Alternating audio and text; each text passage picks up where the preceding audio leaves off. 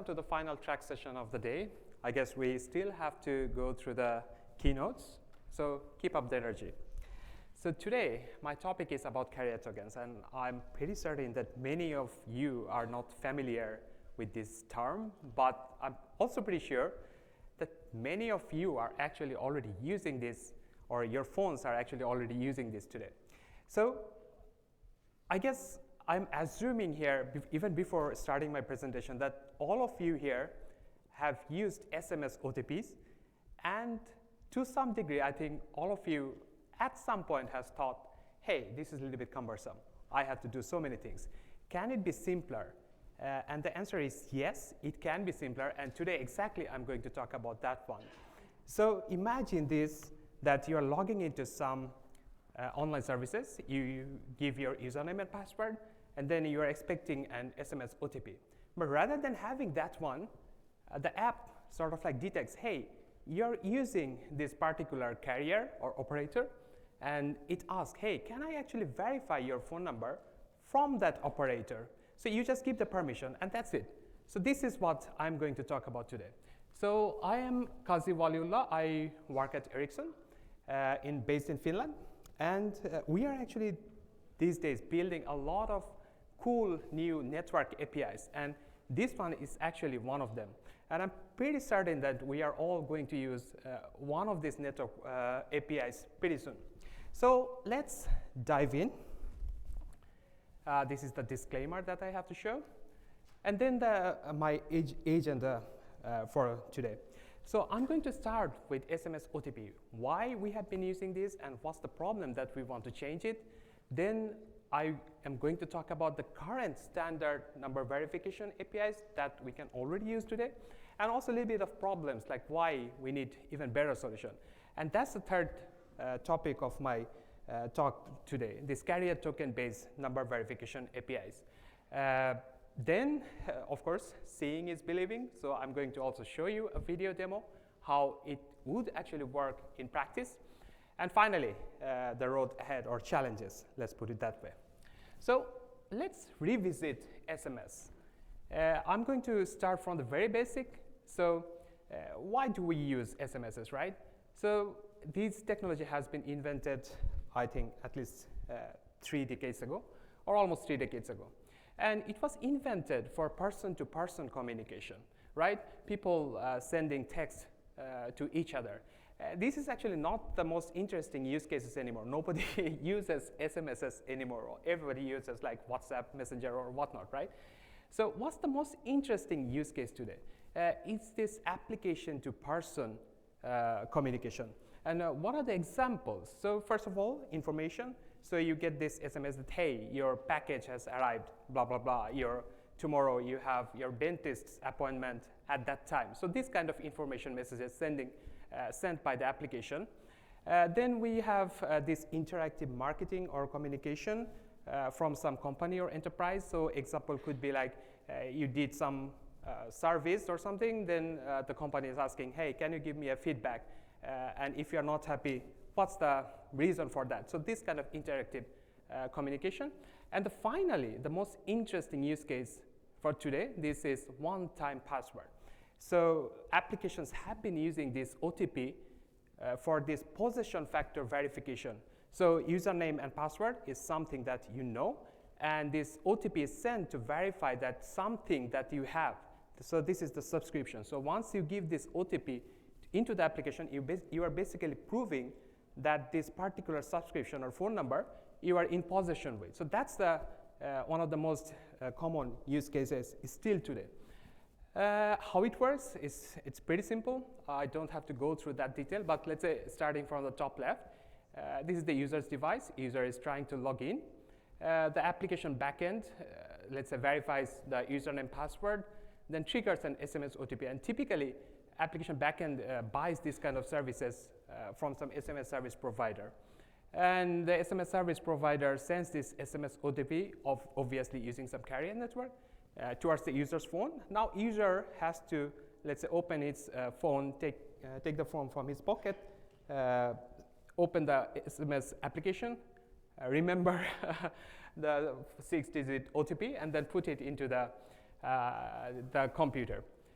And then the browser, or sort of like application in the browser, sends it back to the application backend for verify. So if everything goes well, then it's sort of like you are verified. What are you verifying? You are verifying that yes, at this moment, as an user, I am actually in possession of this particular phone number. That's the whole point of it, right? Why it's so much prevalent? Because this SMS has been there into standards for a couple of decades already. It just works. If you have a phone, you don't even need a smartphone. It just works there.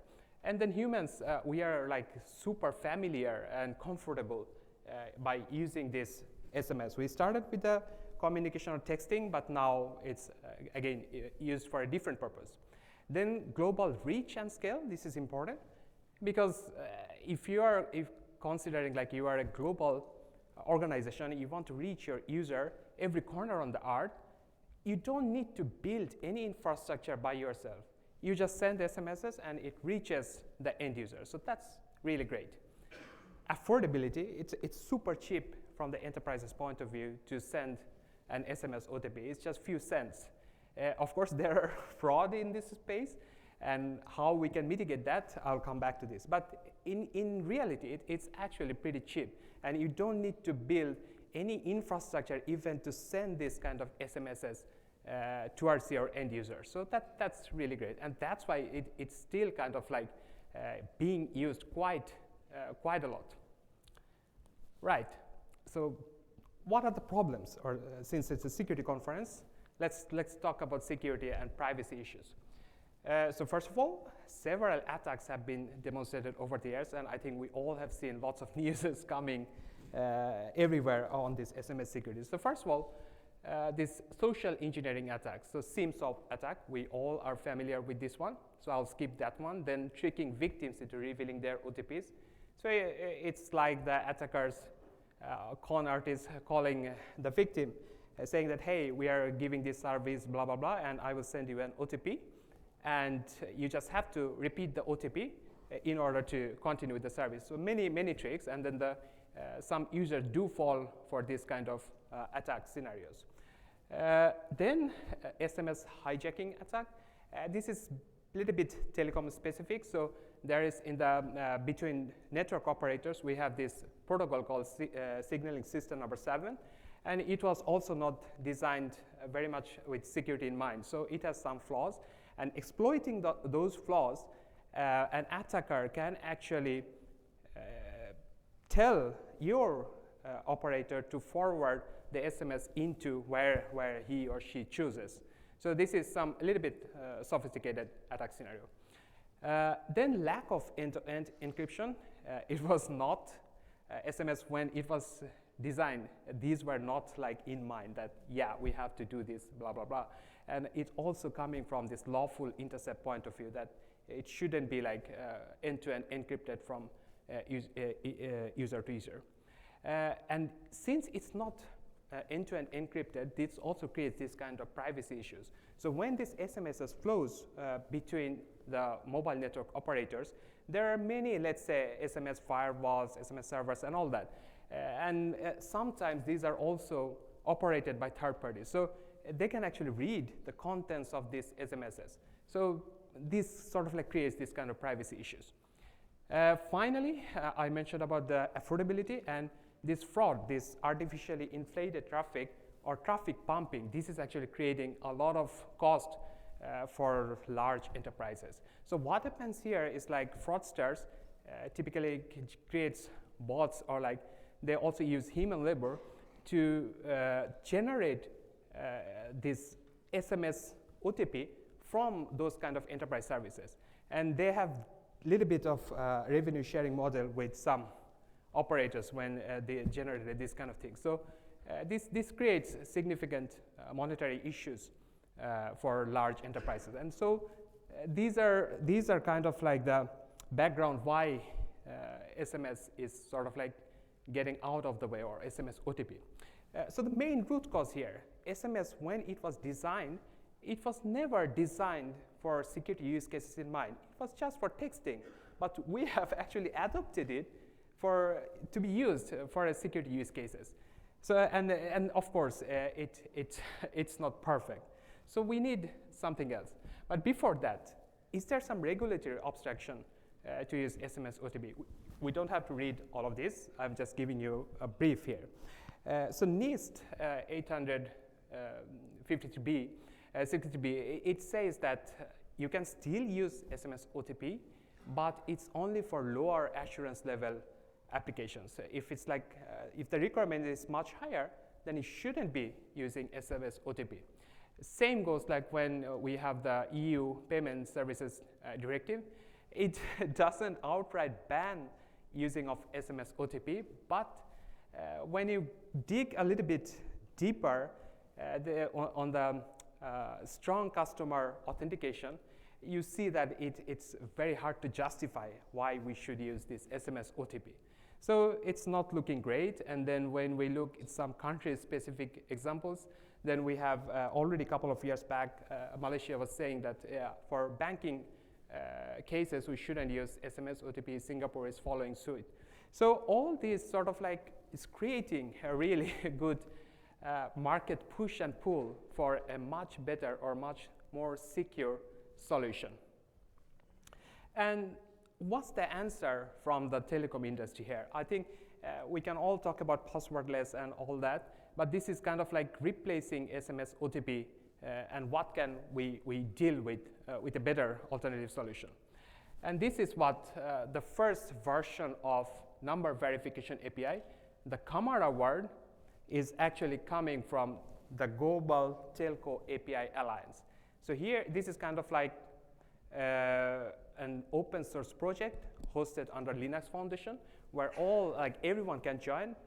Today, it's like mostly all the network equipment vendors, all the large operators, and all the original equipment vendors or device vendors are actually part of this community building this kind of new network APIs. There are plenty of these network APIs, like SIM swap detection. Then we can have, if you want better quality for your call, those kind of APIs. But this number verification API is one of them. So what does it do? Basically, rather than sending an SMS, you just make an API call to your carrier, giving the phone number, saying that, hey, can you verify whether this user is currently in possession of this subscription or this phone number? That's it. And the carrier says yes or no. And based on that, you sort of like magically verify the phone number or possession factor. This is also kind of like known as silent authentication in the industry. Just that you know, in many CPaaS players, they actually use this acronym as well. Because it's kind of like you don't have to do anything. It sort of like happens pretty silently behind your back. So that's where the name came from. Right, so how does it work? Before we go there, I have a couple of entities maybe I need to explain. So on top, we have your mobile device, and the app is running. Let's say, for example, it's Uber. Then the application service provider backend. So Uber's, let's say, backend is there, who is doing all the heavy lifting. Then on the right of the screen, we have the carrier network. So where you have actually this subscription relationship with. So for example, here it could be AT&T, T-Mobile, or Verizon, it doesn't matter. Then on the bottom left of the screen, we have the aggregator. So what's this aggregator? This aggregator is kind of like an entity which can combine or integrate the network APIs from all the carriers in the world. So if you look the whole world, I think there are several hundreds of operators. It doesn't make any sense if the application service provider had to make an API call with each of the carrier network, right? It doesn't make sense and it doesn't scale. So we need this kind of aggregator entities who can actually combine or integrate all these network APIs from all over the world or all the carriers of the world. And then as an application service provider, you just make one API call to this kind of aggregator entities. So that's why they're there for the practicality reasons. Right, so how does it work? Coming again. Again, as an user, you turn on the app. Let's say it's Uber, just as an example. You start the login process. Let's say you give your username password. If it's like WhatsApp, it doesn't actually need any username password. It says just give me your phone number. So you give, let's say, the phone number. The application service provider, then let's say it's happy with that one, but it says, I need to verify, are you in possession of this phone number right now? So then it goes to the aggregator, says, hey, I don't know which carrier this phone number belongs. Can you give me some information? Since the aggregator knows this kind of information, it says, yes, I can give you that. It gives this carrier authentication URL. So the ASP now creates a redirect URL and gives it back to the app and says, hey, start processing that one. I want to verify the possession of this phone number. Then the app actually uses this redirect URL to go to the carrier's authentication network. Interesting thing to note here, even if you are like now camping on Wi-Fi or whatever access network, you actually need to switch to cellular for this part. This is interesting. And why is that? Because once you hit the carrier's authentication server using this cellular connectivity, then the carrier can actually map your IP address to your phone number, because carrier actually knows which IP address it has assigned to this particular MSISD. So it can do this kind of mapping, and once it done that, it generates a token. It sends back the token to the app. Now the app says, hey, I have this token, and this is the proof that I am in possession of this particular phone number. So it sends it back to the ASP. ASP tries to verify it, because ASP has no clue whether this token is actually generated for this phone number or not. So it asks the aggregator, hey, can you verify this for me? Aggregator also doesn't know. It goes back to the carrier to verify the same thing. And if the carrier actually generated this token for this particular phone number, then the carrier says yes, and then you have actually proven the authenticity or possession factor of this subscription. The good part, as an user, you didn't have to do anything other than the first time you want to insert your username and password or phone number, the first time. Other than that, everything sort of like happens behind your back. So there is this great usability or user experience here. One thing I would like to remember, that this is IP address-based, matching-based technique. And later on, I will show the evolution that is much better, and it works a little bit differently. But before even go into there, did we actually solve the security and privacy issues of SMS OTP? I think that's the great question to answer right now. So this is the slide I previously showed for SMS OTP. And I will start with tricking victims into revealing their OTPs, and the SIM swap I'll talk a little bit later. So now that no OTP is sent, so even if you call someone, some attacker calls anyone, it doesn't matter, because there is no OTP, nothing to share. So the attacker cannot get hold of any secret number or anything anymore. Then the SMS hijacking attack, it's also not possible, because this API-based call, it doesn't work the same way as SMS does. So it's not possible. Lack of end-to-end encryption, again, it's not SMS, you are not sending like this kind of secret data anymore. Plus, all the communication between the app and the carrier network, it's using TLS, so those are encrypted. But that's a little bit different. Like SMS, there's no data sent, so encryption isn't a problem. So privacy is not an issue anymore, so nobody can actually read within the operator network what's flowing like in the SMS. So that's even better. Then this fraud, this was one of the key issues we were also trying to solve. And we noticed that it cannot be monetized like the same way in SMS OTP. The whole thing operates a little bit differently, and why this traffic pumping is possible in SMS OTP, it's not in a similar way exploitable. So that's again very good news for us. And finally, the SIM swap attack.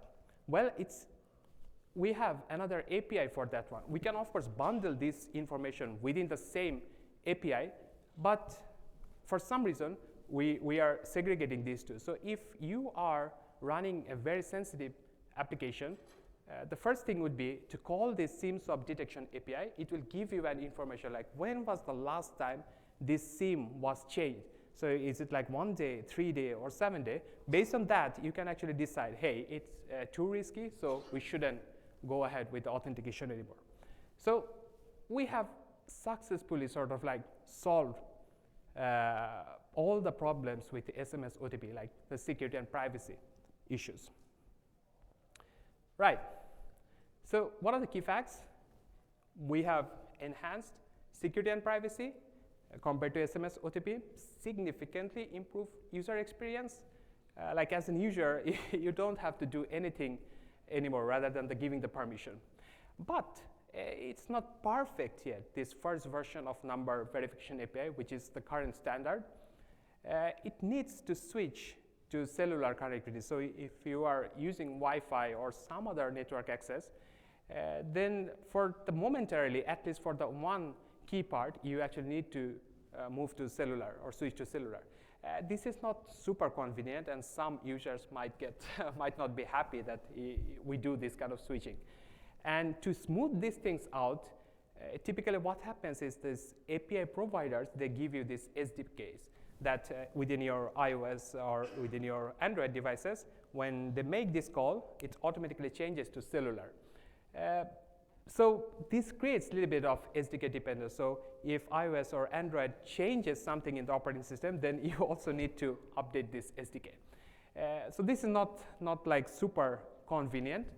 That means we have some opportunity for a better alternative. And that's the core of my talk, this enhanced number verification using the carrier token, right? So how many of you actually know about carrier tokens? Anyone? Or operator token? Couple of hands, that's good. So some of us will, or most of us will learn something new today. What is this carrier token? It's nothing but a simple OAuth 2-based token. And when your carrier verifies or authenticates you using the SIM credentials, it can actually generate these OAuth 2 tokens. And both iOS and Android support this today, and they have built-in native clients to fetch this kind of carrier tokens from the network. Why do we need today? And I mentioned that you might be using this one. So how? One example is that let's say you have an eSIM on your iPhone, and for some reason you want to transfer that eSIM from your phone to your Apple Watch. The thing is that not every operator allows this kind of transfer. So how do you know? Or how does your devices know? So device will actually then talk to the carrier with some API, but to access those APIs, they actually need to use this kind of carrier token. So once they grab this carrier token, then they go to the operator and check, hey, am I allowed to do this? Am I allowed to do that? Those kind of things.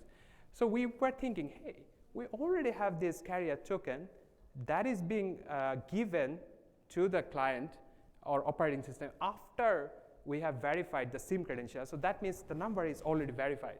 Can we actually use this token for number verification? Of course, we can. Before I dive in how it works, important distinction here. This carrier token and or operator token actually works quite a bit different way in iOS and Android system. I don't want to go into details why is that, but just keep in mind. So again, all the entities are kind of same. If you have noticed, I have added one more small boxes within the phone. So this is the mobile operating system, either iOS or Android. We need this part to get hold of the carrier token. That's why it is added here. And I have also changed the authentication server to entitlement configuration server. So this is a telecom jargon, but it's what actually gives out this token, and this is where you can actually check what kind of entitlements you are allowed. So exactly the SIM transfer that I talked about. Right, so how does it work? I think it starts, or the basic flow is pretty much same. So you again start the login process, either giving username and password, or if the app just wants your phone number, that's it. Then the application service provider said, hey, I want to still verify whether you are in possession of this phone number. So it doesn't know, so it goes to the aggregator. Can you give me the carrier info for this MSISDN? So MSISDN is the phone number. Then, of course, aggregator knows this kind of information. It sends this URL to this entitlement configuration server and with some additional parameters. So ASP creates a redirect URL again and asks the app to use this one and also to get the carrier token. So now the app cannot actually directly go or talk to the carrier network. So this is something we need to know by heart, that this carrier token can only be accessed by iOS or Android. So as an application, you can never go to these carrier services. So now the app can do what the app can do. App can ask the operating system, hey, can you give me the carrier token? So the iOS and Android, they can talk to the carrier ECS server. So they says, hey, get me or give me a carrier token.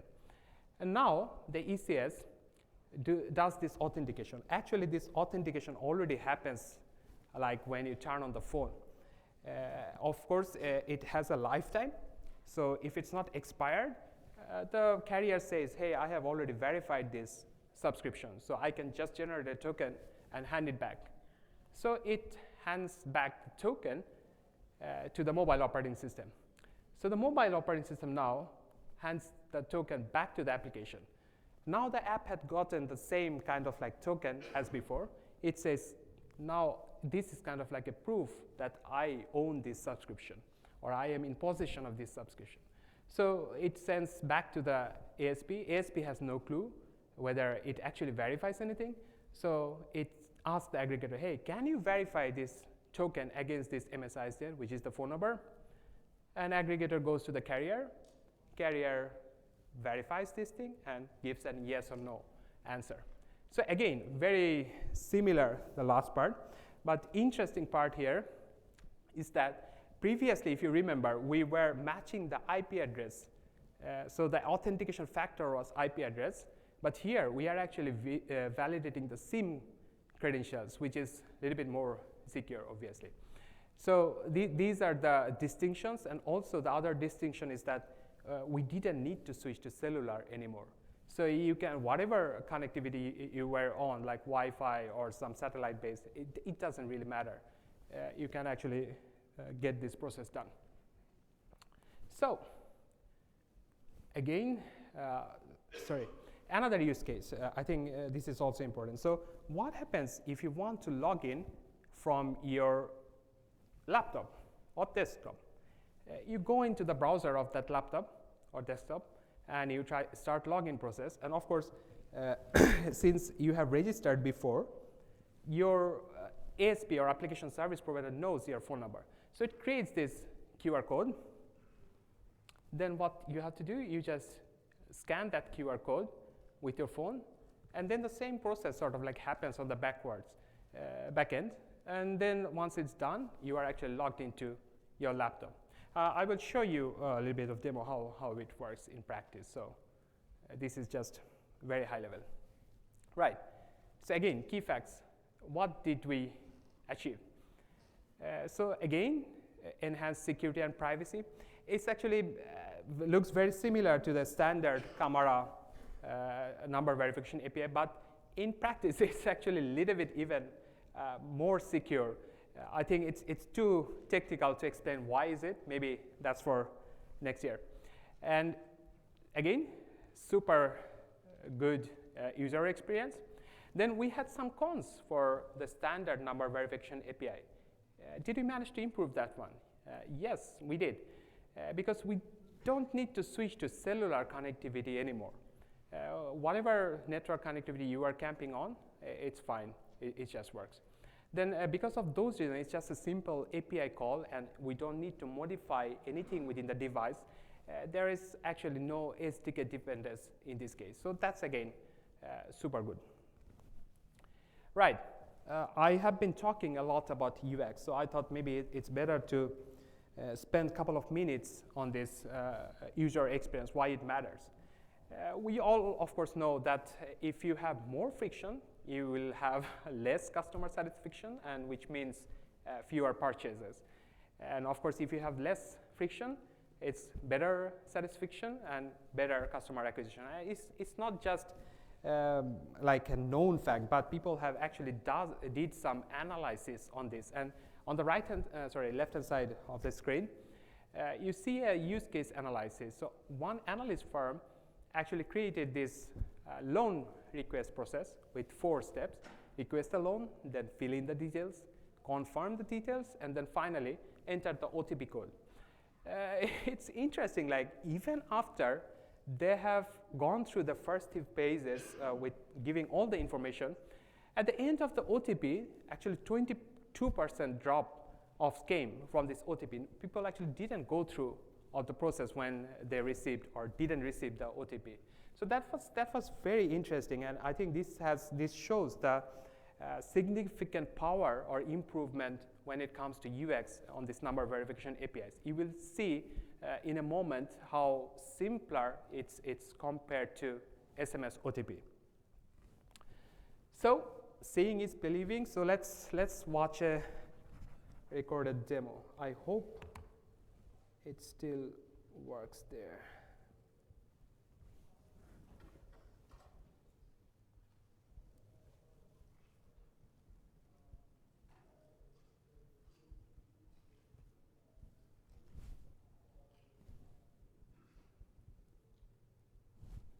All right, maybe it's better I use this embedded video here. Okay, so the scenario is pretty simple. User is trying to log in, and then app starts sort of verifying. Okay, sorry about that one. So user is trying to log in, and it will give he will give the username and password. And at that point, the ASP backend starts verifying, and it says, I need to verify your phone number. So now it gets the information that you are using this fictitious carrier, Cosmos Cellular. Now it's asking, hey, can I verify your phone number using this carrier? And of course, the first time that you have to give this permission, it will probably ask after 6 months, hey, are you still giving permission? And it's sort of like just verifies and you are logged in. So I think I have actually slowed down the video multiple times so that you can actually see what's happening. Because it happens super fast. Of course, we want that. But for the demo purposes, I had to slow it down. So how does it work for companion device use cases? So on the left-hand side, you have the phone, and the right, your left, you have the laptop, and then your right, you have the phone, user's phone. Yep. So again, you start clicking the login button. Then you give the same username and password on the right-hand side. You logged into your phone because you need it. Then you hit the login button here.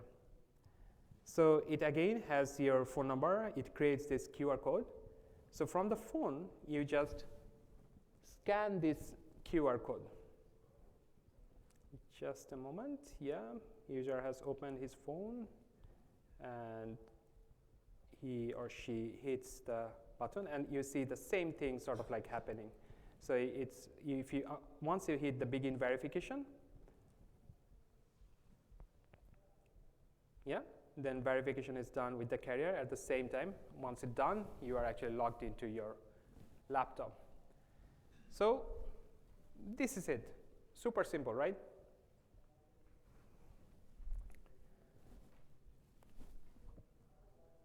All right. So where are we now with this technology? Can you or we use it today? Yes and no. So the first thing, I showed 2 number verification APIs. The first version, the standard camera number verification. Yes, you can use it.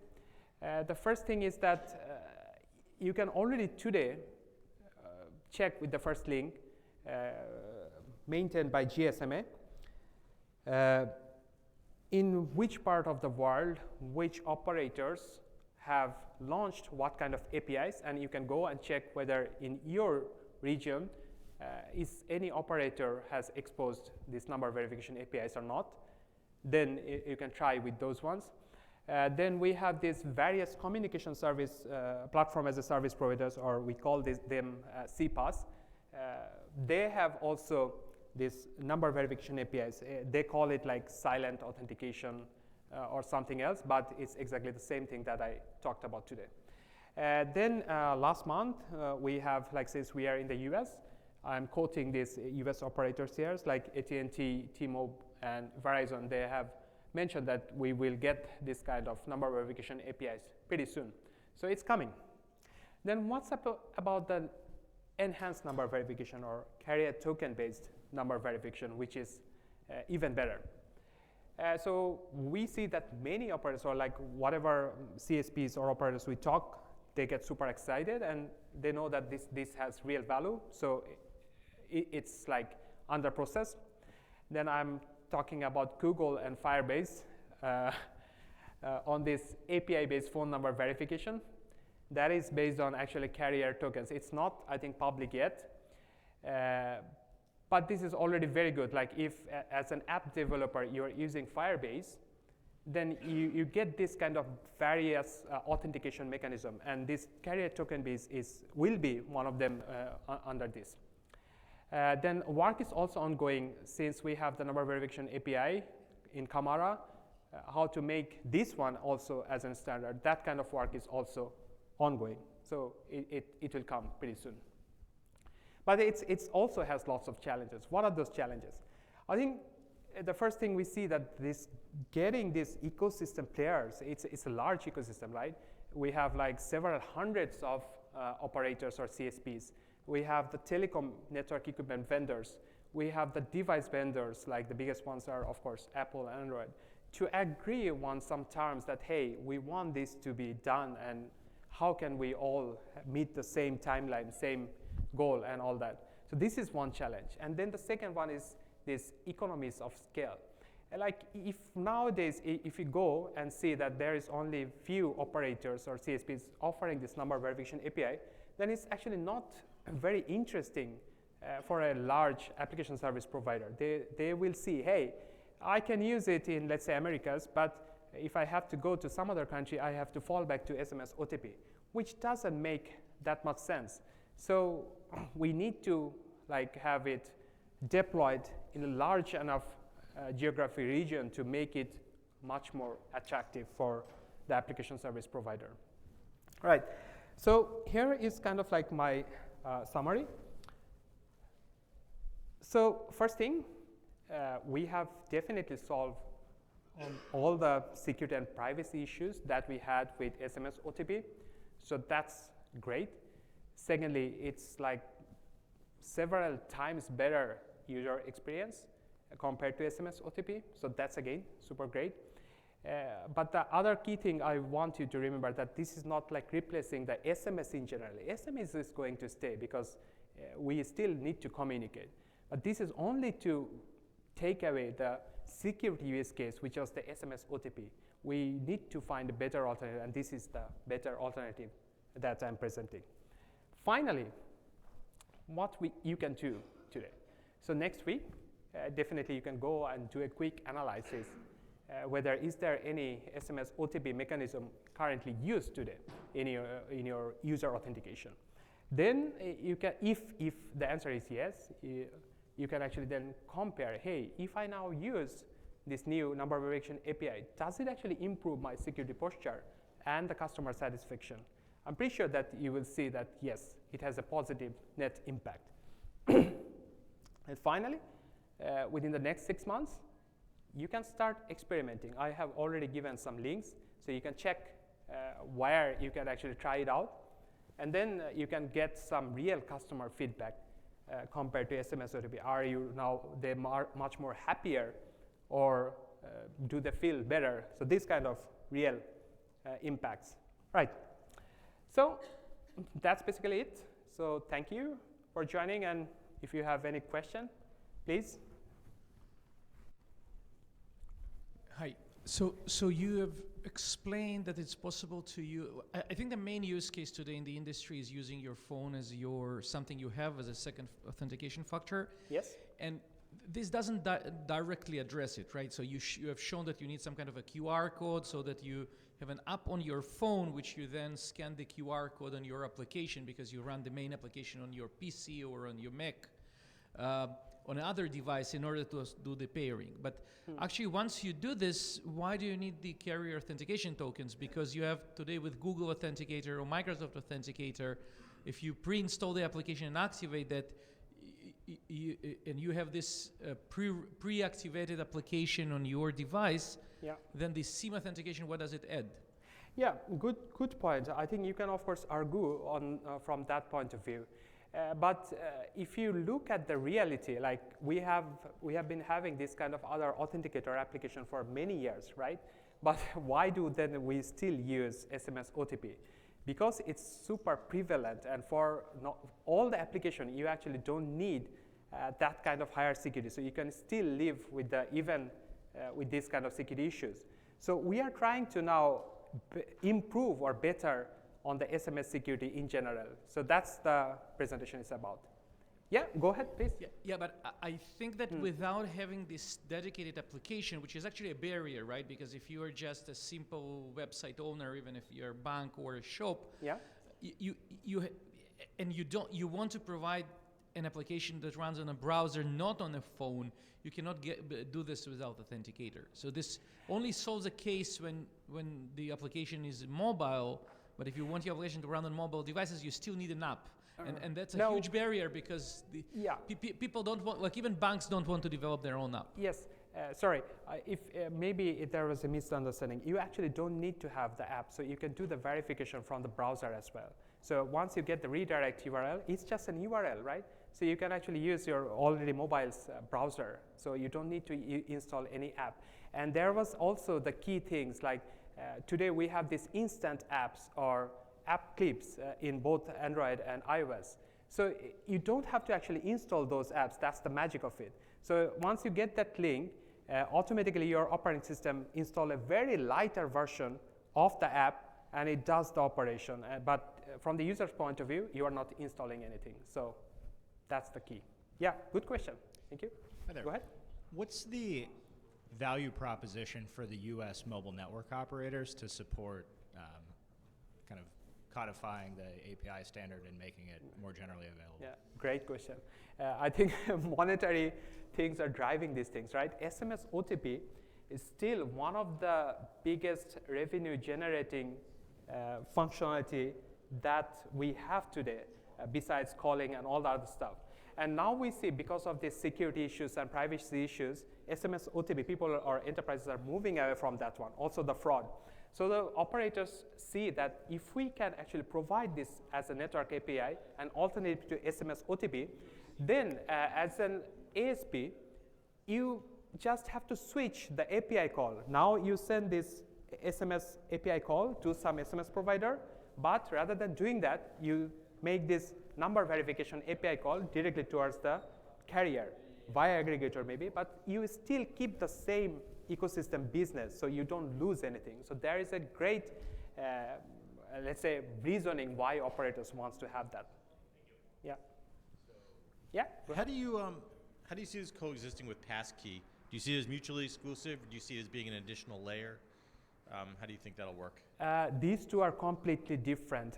There is no, like, if you move to passkey, then you are already doing the authentication and also the multi-factor authentication in the same go. So then you actually don't need this kind of alternative or two-factor authentication.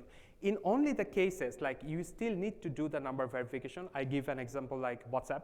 It always need to verify the phone number. So in those cases, whatever you have, you still need to do that. But if you go for this kind of passwordless solution, then you are already eliminating the second factor or MFA verification. So then you don't need it. And also potentially for example, mobile banking today, this is easier uptake for millions of consumers, right? As opposed to enrolling passkeys. So it could be a timing thing. Okay. Yeah, exactly. That's the reason we see that, of course, passkey is taking a different route. But we see that enterprise doesn't want to change that often. And if we can make it so simple that you change your SMS OTP API call into this number verification API call, then it's like super simple for them, and they don't have to build any infrastructure behind that. And it's transparent to the consumer. Yes, Yeah. exactly. Thank you. Thank you. He asked my passkey question. That was half of it. But All right. but the other half of my question was push notifications. So a lot of the U.S. Sorry, what indicator? push notifications. So a lot of the U.S. banks, for example, like USAA is a bank that I bank with. I'll get a push notification when Yeah. I'm trying to log in Yeah. to here, and it makes you still get that good UI UX Yeah. usability, but you don't have the need to go through the carrier and so on and so forth. So. Are you trying to replace that, or are you trying to reach out to people that don't have a mobile application, Yeah. and we have to make a change? Exactly. I think who are using those application service providers who are using push notifications, they already have the app, right? But we still see the SMS OTP is still like super big chunk of the market. So if you are already using push notification, I guess you are probably not going to use this kind of other mechanisms, only for backups, right, as an alternative method. But for the other market segments, we are still have this SMS OTP, and you can replace this with new ones, yeah, without any app or anything. Yeah. Thank you. Thanks. I have, just curious.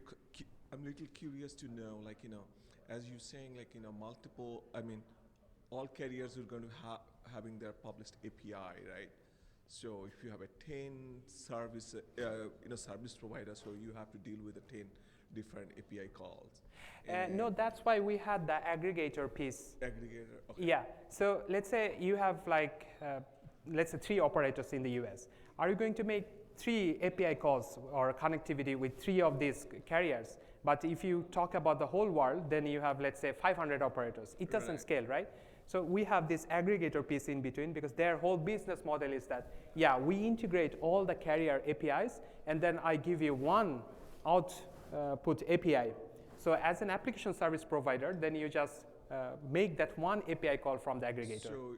So you are bringing one more layer, basically aggregator service. That's going to basically combine. Yeah, it's already there. We are not building anything. So aggregators are this kind of C++ players. Like today, the SMS OTP players, they are also like the aggregators. So they will do these kind of things on your behalf. We are not building anything, or there's no incentive for us, but it's already there in the ecosystem.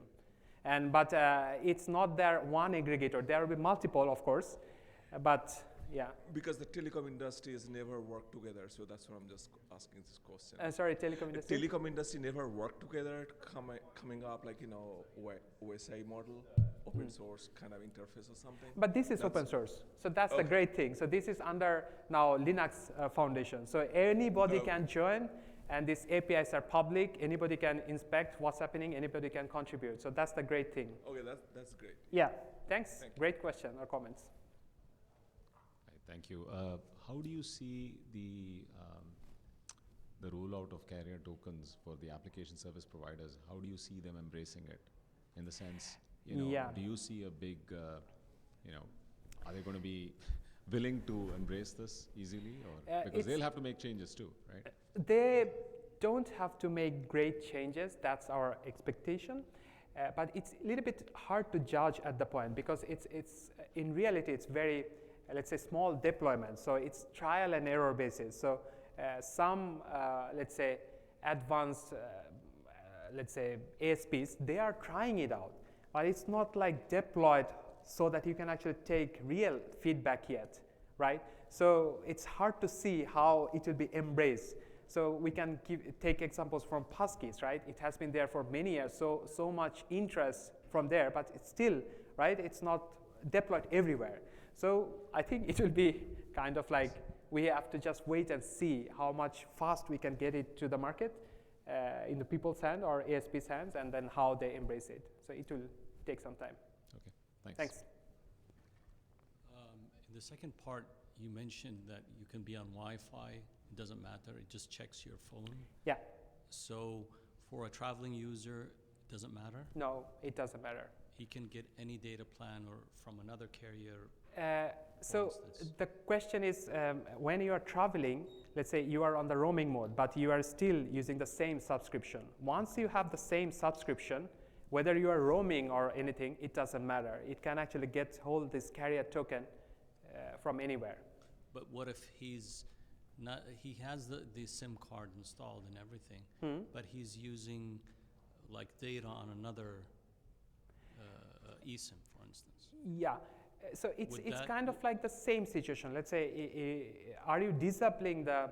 No, I'm not No, disabling. I'm if still- you're not disabling, then it should be fine. Okay. If you are on Wi-Fi or whatever, then you are connected to the internet, then you can actually get this token. Because to access the application, you need the internet connectivity, right? So somehow you are connected to the internet, and if you have this SIM activated somehow, whether it's dormant, it doesn't matter. Okay. You can actually get hold of the token. All right, thanks. Oh, okay. Sorry. Thank you.